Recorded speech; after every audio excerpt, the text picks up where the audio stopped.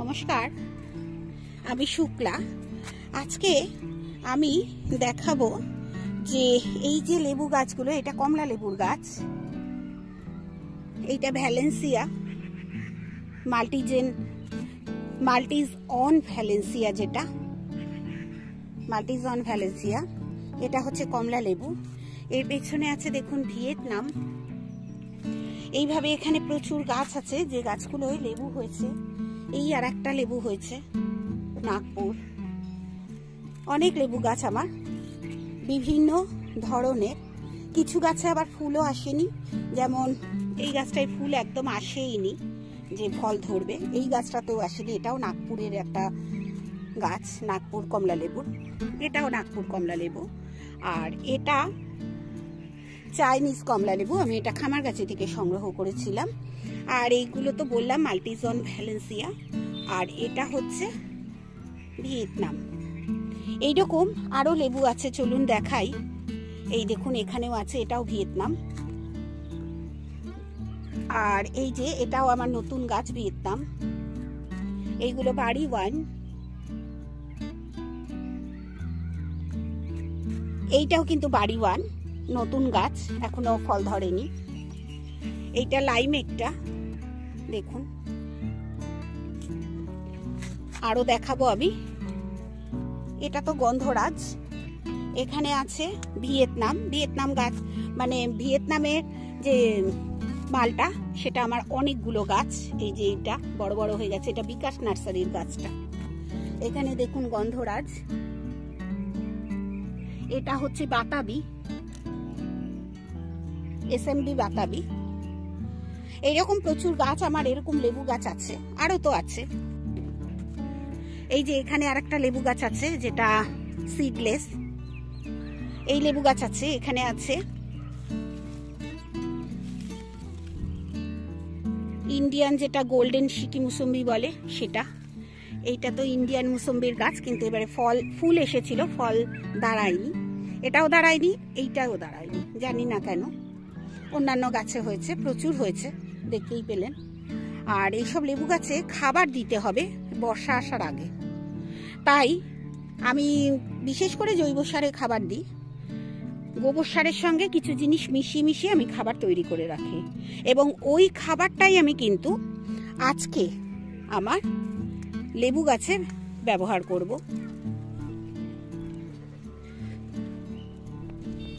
লেবু গাছে যে খাবারটা ব্যবহার করব, মানে আজকে কিন্তু দেওয়া হবে না, খাবারটা আমাকে তৈরি করে রাখতে হবে।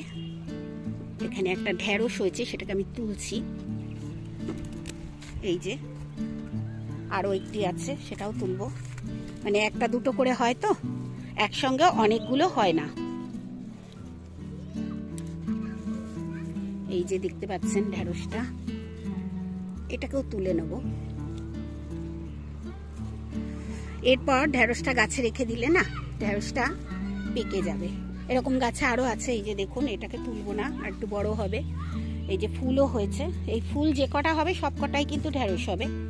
একটা দুটো করতে করতে আমার একসঙ্গে যখন 7-8টা হয়ে যায়, তখন আমি রান্না করে ফেলি। হ্যাঁ, যে গাছটা বলছিলাম, অনেকগুলো গাছ আছে, যেমন এটা ক্যালকাটা পাতি লেবুর গাছ। এইসব গাছে খাবার দিতে হয়, বছরে তো 3বার খাবার আমি দিই, পুরোটাই জৈব সার। আর এই জৈব সারটা আমি নিজেই তৈরি করে নিই। গোবর সার, মিক্সড সার, আরো কিছু জিনিস দিয়ে আমি সারটা তৈরি করি, এবং সেই সারটা তৈরি করাই আজকে প্রতিবেদন আমার চ্যানেলে। চলুন তবে আমি কি করে সারটা তৈরি করি আপনাদের দেখিয়ে দিই।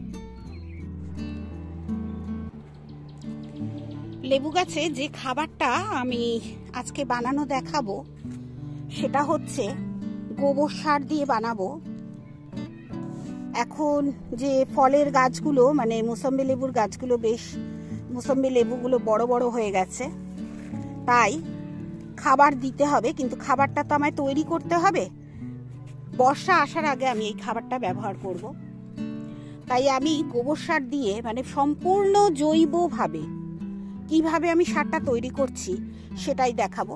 আর লেবু গাছে সম্পূর্ণ জৈবভাবে যদি আপনারা খাবার দেন, লেবু গাছ অনেক দিন আপনার ভালো থাকবে আর গাছ আপনাকে সুন্দর করে ফলও দেবে আপনার পছন্দ মতো। নিয়েছি আমি গোবর সার। এই দেখুন গোবর সার। অনেক সময় গোবর সার দেখবেন এরকম ডালা ডালা আসে, কিন্তু এইগুলো যখনই আমি নিজে ভিজিয়ে দেবো, এই যে দেখুন ডালা ডালা জল দিয়ে ভেজানো ছিল কিছু কিছু, তাহলে তখন ওই ডালাগুলো ভাঙতে হবে। মানে এটা আবার আমি কিছু জিনিস দেবো, ভিজে যাবে, তখন কিন্তু এই গোবর সারটা সুন্দর মিশে যাবে আর কি। এর ভেতর কি কি দেবো আজকে আমি সেটাই আপনাদের সঙ্গে শেয়ার করব। দেব আমি এইরকম 1 বাটি এটা তৈরি মিক্সড সার। এতে দেখুন এই যে শিংকুচি আছে, বোন ডাস্ট আছে, শিংকুচি আছে, মানে বোন মিল আর কি আছে। এই যে শিংকুচি দেখতেই পাচ্ছেন, এগুলো শিঙের কুচো আছে। এতে সর্ষের খোল, এই যে বাদাম খোল, লেদার মিল আর কিচেন কম্পোস্ট আছে এতে। এইগুলো দিয়েই আমি বানাই এইটা মিক্স সারটা। এই যে দেখুন, এইটাই আমি এখানে এই এত বড় বাটিটার 1 বাটি মিশিয়ে দেবো, কারণ মিশতে একটু সময় লাগবে, একটু ভিজিয়ে ভিজিয়ে মিশতে, মানে আমি গোবর সারের সঙ্গে ভিজিয়ে ভিজিয়ে মেশাবো আর কি। গোবর সারের সঙ্গে একদম সুন্দর করে মিশাবো। প্রথমে জিনিসগুলো দিয়ে নিই, তারপর আমি মিশাচ্ছি। দেব এই যে সিভিড দানা, সিভিড দানা অনেকটা দেব